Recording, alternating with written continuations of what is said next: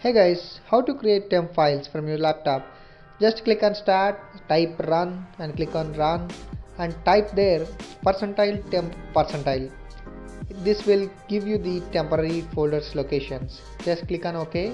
So all these are temporary files which are stored in your laptop or PC. Just select all and remove that. That's it. So once you remove all these things, your system will be super fast.